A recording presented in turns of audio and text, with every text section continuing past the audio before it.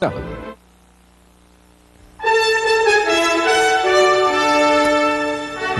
is the CBS Evening News. Dan Rather reporting. Good evening. A top U.S. military advisor to the Philippines was murdered today by assassins as he rode to work in Manila. Colonel James Rowe was 51, a Vietnam War hero and part of the American team helping President Aquino's government try to fight a communist insurgency. No group claimed responsibility for the killing, but the Philippine military blamed it on the communists. CBS News reporter Bruce Dunning is on the scene. They carried Colonel Rowe's body from the Philippine Army Hospital, where he was pronounced dead.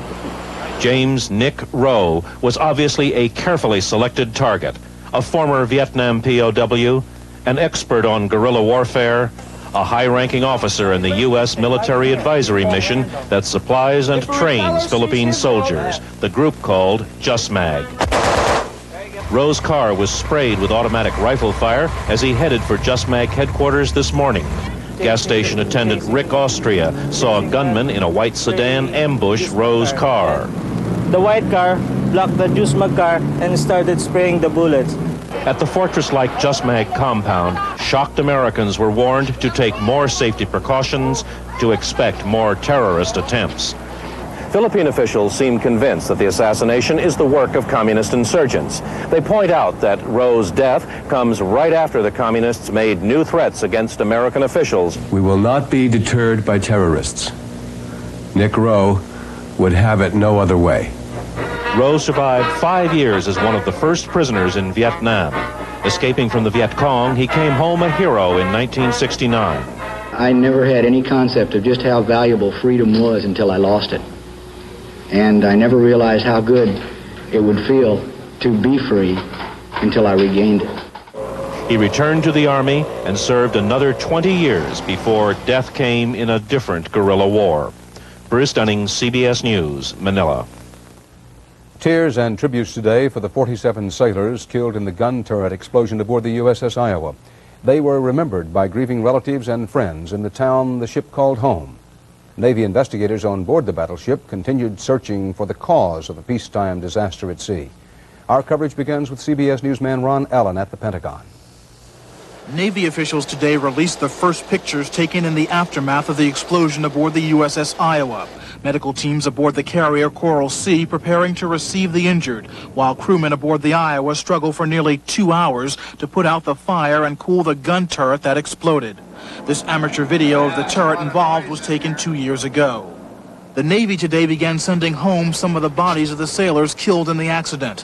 While investigators look for causes of the disaster, questions continue to be raised about the wisdom of deploying battleships nearly half a century old, with huge guns first designed for use in World War II. The battleship Iowa is just too darned old to be in operational service. It's too complicated for new crews to operate this kind of gun. Just 2 years ago, the Navy's battleship commanders expressed concern that after multiple firings, one of the gun's huge projectiles could get stuck in a hot gun barrel and cause an explosion. That doesn't appear to be a factor in the Iowa explosion because the gun had not yet been fired. And questions have also been raised about the seals at the breech of the gun barrel where bags of gunpowder are packed. The seals have worn out faster than expected and caused the breeches to jam on the Iowa and other battleships. The Navy has since tried to redesign those seals. The Senate Armed Services Committee has decided to hold hearings on safety procedures on battleships like the Iowa and whether or not restrictions should be placed on the continued use of their 16-inch guns. Ron Allen, CBS News, the Pentagon. It was such a beautiful day for such a somber occasion. Several hundred townspeople from the Iowa's home port of Norfolk gathered in brilliant sunshine by the water's edge to pay tribute to the 47 victims of the explosion in Turret 2, 47 men they considered their neighbors. The Navy, for those of us in Hampton Roads, is our family. They're part of our extended family, and so whatever happens at sea also happens to us. One member of the Iowa family who barely escaped disaster was Harold Askew, a gunner in Turret 2, who went on leave from the ship 5 days before the accident. If I would have been there, I would have been one of the ones that didn't make it, I'm sure. In Washington, the titular head of that family, President Bush, ordered the flags at all federal facilities here and abroad flown at half-staff to commemorate the sacrifice of the men of the Iowa. And here in Norfolk, where the Navy has always been such a visible presence, there have been spontaneous offers of everything from free housing for the victims' families to longer-term financial support for the wives and children left behind. The employees at a local stock brokerage have started a fund to help the families. We just felt like this is something that we can do to help these people. At an elementary school adopted by the men of the Iowa, the children were putting their sentiments in writing. To send good thoughts and messages to the people who are left behind on the Iowa and to the families of the people who died on the Iowa.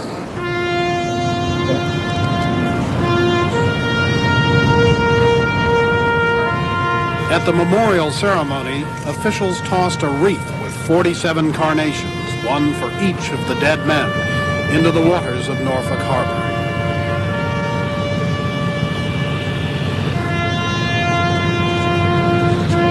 Terrence Smith, CBS News, Norfolk, Virginia. CBS News has been told tonight that President Bush is expected to announce an important decision on strategic weapons. Administration sources say that after weeks of debate among top aides, the president plans to go ahead with both the MX missile and the Midget Man. 50 MX missiles would be placed on rail cars, and as little as $500 million would be budgeted to continue developing a mobile Midget Man or truck-hauled missile. Still to come on tonight's CBS Evening News. Rita Braver on the jury that will decide the complicated case of Oliver North. Future Hall of Famer Kareem Abdul-Jabbar. And correspondent David Dow on a graceful conclusion of a 20-year career.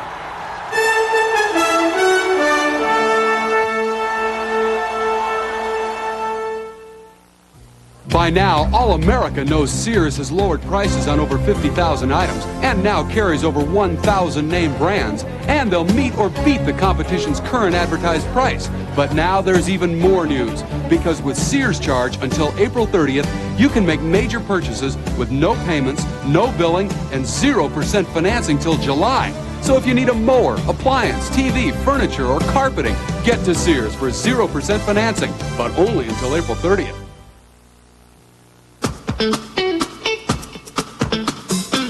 U.S. Sprint proudly announces fiber optic 800 services for businesses large and small.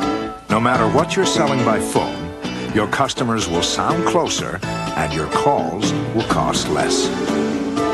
Get America's only nationwide 100% fiber optic 800 service for your business. Call Sprint now and talk with the best. It's Color Tile's first ever kitchen and bath sale. Save up to 54% on beautiful ceramic floor tiles and wall tiles, charming vinyl tiles, plus every in-stock wall covering. Come now and save up to 54% at Color Tile. Sale ends Sunday. The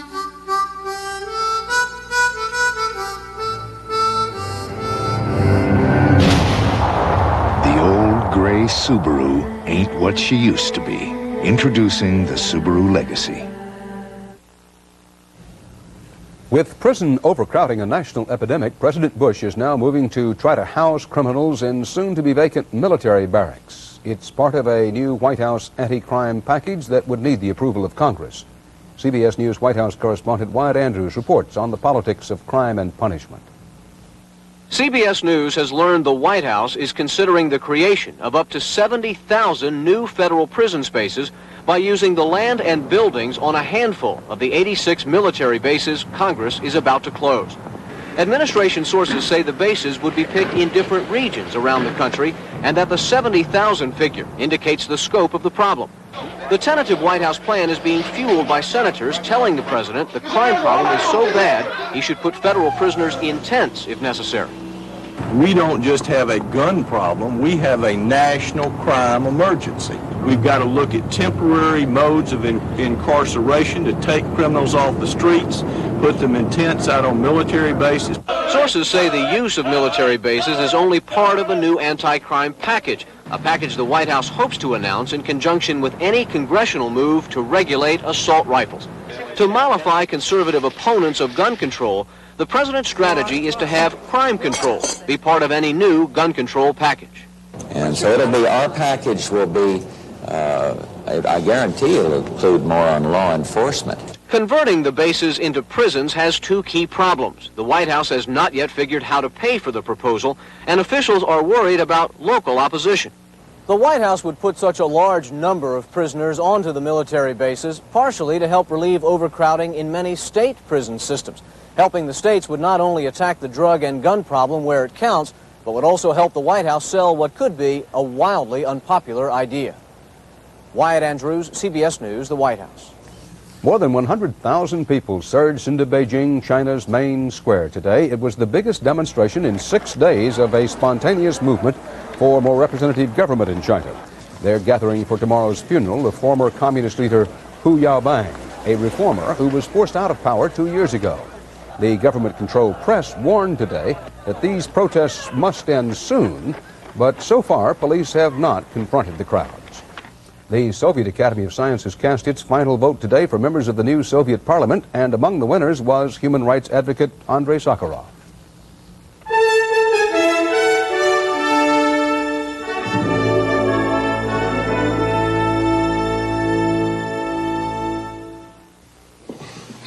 Now that you're 40, would it kill you to eat Kellogg's 40-plus bran flakes? Dad, this stuff's healthy. After 40, that stuff's no better than elephant puffs. Kellogg's 40-plus bran flakes. For you after 40. Because if you need it, it's got the maximum level of fiber plus iron in one cereal. I hate it when you're right. I've waited 40 years to hear that. Kellogg's 40-plus bran flakes. After 40, everything else is just kid stuff. Mortgage, Bobby's dental bill. Just as there are headaches. And the car payment is overdue. And headaches. There's aspirin. And there's Anacin. Clinical tests show Anacin relieves headache pain better. The Anacin aspirin formula provides a more effective level of headache relief than regular aspirin. Better relief. Feeling better, hun? Not just better, better. Anacin, not just better, better. Ready? In a minute, honey. It's nice to be noticed for what you wear and how you look. And if you wear dentures, it's nice to know Efferdent freshens up dentures and cleans away stains so well. With Efferdent, all they'll notice is you. Ever try this coffee? Oh, no. I use a special blend, brewed fresh. So do we. But then we freeze dry to lock in superior flavor and aroma until you release it. Perfect. Who are you? We're Taster's Choice. The Oliver North jury began debating criminal charges today against the former Reagan White House aide with strong ties to George Bush. One of 5 alternate jurors dismissed before the deliberations began said she would have voted to convict North on at least some of the 12 felony counts. CBS News law correspondent Rita Braver is covering the trial. The 12 jurors who today began deciding Oliver North's fate were chosen primarily for their lack of interest in the whole Iran-Contra matter. 9 women and 3 men, aged 20 to 65. 4 have not completed high school. Only 3 have any post-high school education. Clerks and secretaries, 1 telephone line installer. All said they never watched North's Capitol Hill testimony and therefore could not be influenced by it. Justine Parrish, for example, explained she was not interested. She spent her time on her children, her church, and going to Atlantic City to gamble. The jury foreperson is Denise Anderson, who told the judge, "I don't like the news. I don't like to watch it. It's boring." She said her mother had a premonition she'd be on the jury, predicted, "You'll make history." Anderson said she replied, "I prefer not to make history that way." Still, once Anderson and the others had been chosen, they paid close attention, following 9 weeks of complicated testimony that sometimes confused reporters who've been following the case for years. Alternate Linda Brown Clark sat through the whole trial with the rest of the jury until her release yesterday. It got a little tiresome, but it was a lot to take in, you know. You had to listen to a lot of stuff, and sometimes you have to read between the lines. Another alternate, Horacina McKee, said she'd acquit North on some counts, convict him on others. He put himself in that position. No one twisted his arm. No one forced him. No one said, if you don't do this, we're going to fire you. He did this because he felt like he was doing the right thing, and he was doing the wrong thing. The jurors have now gone home for the day without reaching a verdict. So far, the notes they've sent out have centered on requests for pencils and paper clips. Rita Braver, CBS News, at the federal courthouse in Washington. A lot of lawyers will tell you that a lot of cases are decided when the jury is selected. That has made jury selection a big business, often assisted these days by 20th century technology. And some critics say that makes the process unfair. Correspondent Richard Roth looked into those charges. Oliver North's lawyer said only jurors who'd hardly heard of the Marine colonel could possibly be fair enough to judge him. New York jurors who judged subway gunman Bernard Goetz called their case a trial of emotions. And after convicting Joel Steinberg in the beating death of his 6-year-old daughter, the foreman of that jury admitted he wasn't absolutely sure of anything. The celebrated cases aren't unique. Any trial turns on more than just the facts. In the Goetz case, we used jury research at the table. We had somebody in the courtroom who was looking at body language, signs of antagonism. Jury research in Clarence Darrow's day wasn't much more than the clever use of a lawyer's intuition, tempered by experience. Today, it's an estimated $400 million a year business of courtroom consultants and computerized graphics. A blend of market research and mind reading designed to help a lawyer influence, if not control, some of the biggest variables in a criminal or civil trial, the selection of a jury and the psychology of its deliberations. Very few lawyers have really had any formal training in psychology or social psychology or human decision making. And I think that's the area where we make a contribution. As you can see here, there is a one-way mirror. I will be sitting on the other side with some colleagues. Hired by a lawyer, Vincent's firm may test a case in a mock trial. Before the real one begins, the experts say they'll have a good idea who would be a good juror. We can't select jurors. We can only identify for elimination those jurors who want to hurt your client, or you anticipate they do. But that's enough for some critics to question whether jury consultants may unbalance the system, tip the scales of justice, unfairly favor the wealthier client. It further reinforces the notion that the richest people get the best defense. Trial experts, often charging $100 an hour or more, are being used most often now in civil cases, negligence, property damage, and the like. Are they worth it?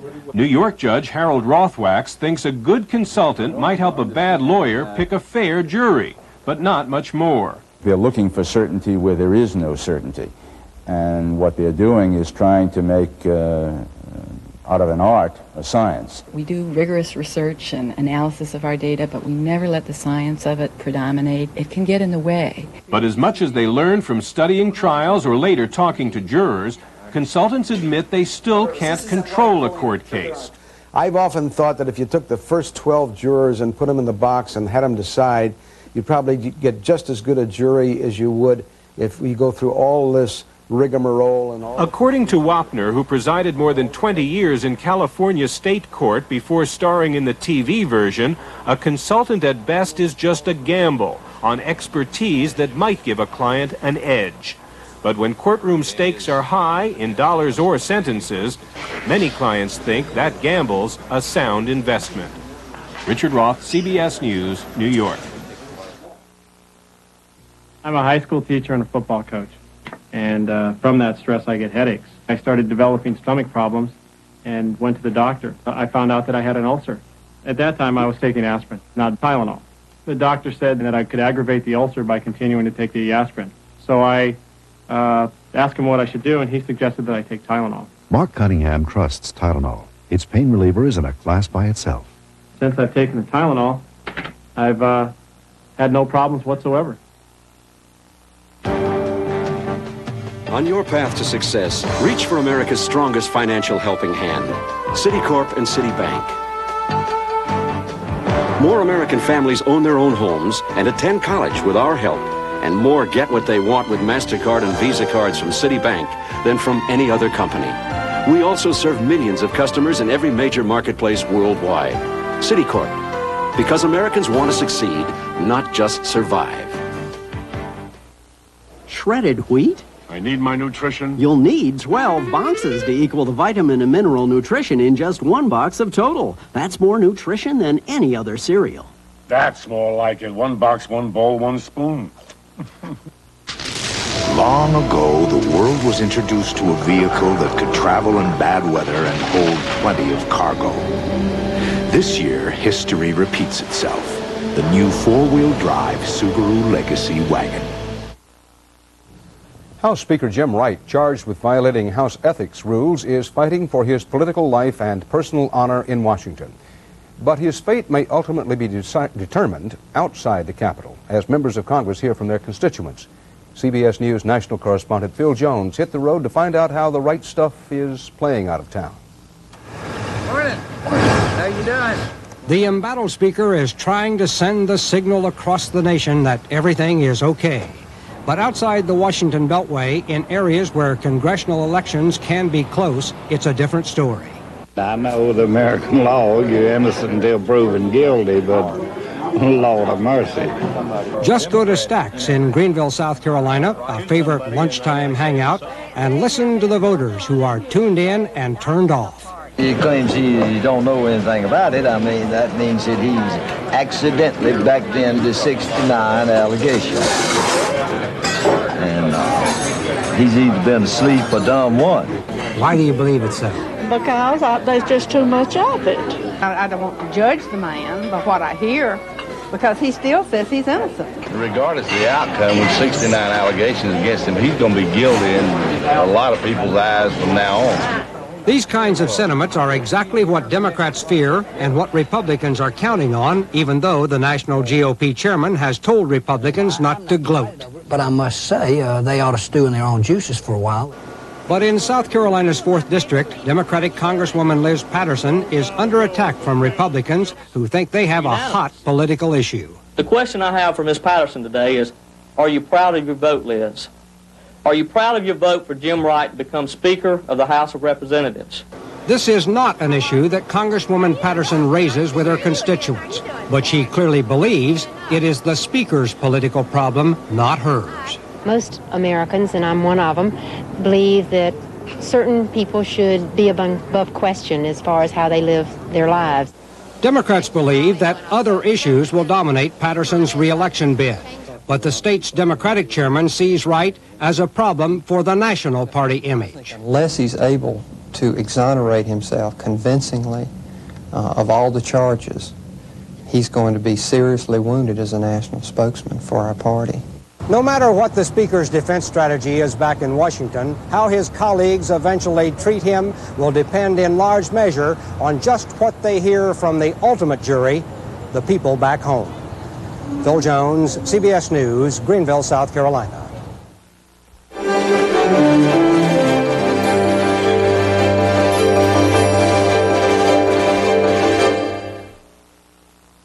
Jay, today we're talking Oldsmobile Cutlass Supreme. Why'd you get one? The FB3 suspension, the new 3.1-liter engine? Joe, let's go to the replay. The Cutlass Supreme SL beat the new Thunderbird and Cougar in 5 crucial USAC tests, including passing and acceleration. Boom! Old 5 Ford Zip! Gotta go with the winner. This is not your father's Oldsmobile. This is the new generation of Olds. Get cash back or 2.9% financing on any new Cutlass Supreme. Never thought it'd work. Send everybody from the plant to school. Give us union guys a say in running things. Look, 1 million cars from right here. Wasn't easy. But I figure GM customers are getting some of the best built cars in America from these guys. So, I guess it is working. The UAW GM Training Partnership is now the largest private educational program in the world. Sometimes minor mouth pain can be major trouble. Maximum Strength Anbesol gives maximum strength relief on contact. So before you can say Tchaikovsky, the pain's gone. Maximum Strength Anbesol. It's major relief. Where does it hurt? Here. For indigestion and gas, your medical answer is Extra Strength Maalox Plus. Its doctor-recommended formula neutralizes more than any leading antacid. Ask your doctor about Extra Strength Maalox Plus. The Los Angeles Lakers, in pursuit of their third straight National Basketball Association championship, will end their regular season Sunday. It's also the last regular season game for Kareem Abdul-Jabbar, basketball's the man who. He is the man who already has given his name to an era. He is the man who has played professional basketball during the terms of 5 presidents, beginning with Richard Nixon. And he is the man whose place in a difficult and demanding sport is recalled now by David Dow. From the Los Angeles Lakers, Kareem Abdul-Jabbar. He is slower now, but every time he walks onto a basketball court, Kareem Abdul-Jabbar breaks some kind of record, usually his own. Here's the hook. All right! That's great. Standing O. The skyhooks of basketball's graceful Goliath may be the best-known signature in sports. He has scored 7,000 more points than any rival in a career that spanned 3 decades. No one since Babe Ruth has dominated a sport for so long. There will be an era entitled the Kareem Abdul-Jabbar era, and that has accorded very few athletes. The most valuable player, in my opinion, that has played the game. I feel that he has meant more to the team on which he's played than any other one individual has. He has survived 20 years of bruising combat, 20 years of fending off the lesser giants, and at 42 is still doing it. I can't say that I expected him to play this long. I'm as shocked as everyone else, but God bless him. What are you proudest of in your life? Well, I'm proud I've survived this long and kept my mental and physical being intact. I'm still me. It hasn't always been easy. There were the early jokes about his height, 6'11" in the 9th grade, when he was still Lou Alcindor.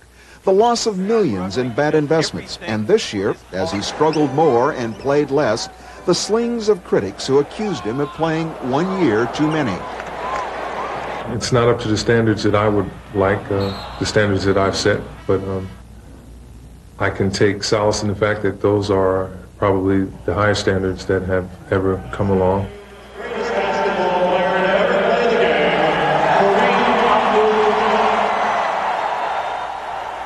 This final year has been a ritual of tributes and farewell gifts. Surfboards, sailboats, motorcycles, and other treasures. A one-of-a-kind sterling silver Big Apple. I would hope that those people would realize that I'm not one-dimensional and that I have lived a life that has included a lot more than basketball.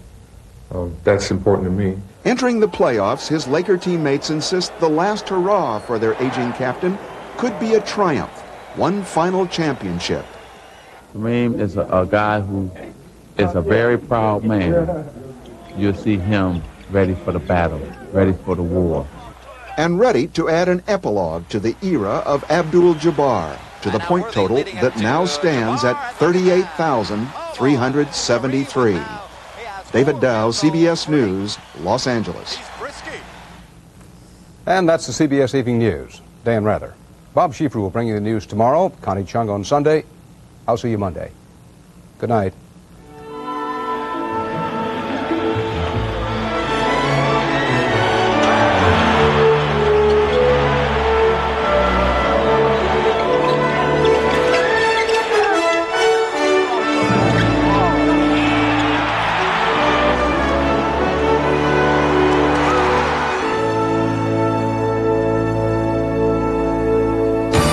Golf's biggest stars compete in one of the oldest tournaments on the PGA Tour, the Kmart Greater Greensboro Open, tomorrow on CBS Sports. This is CBS.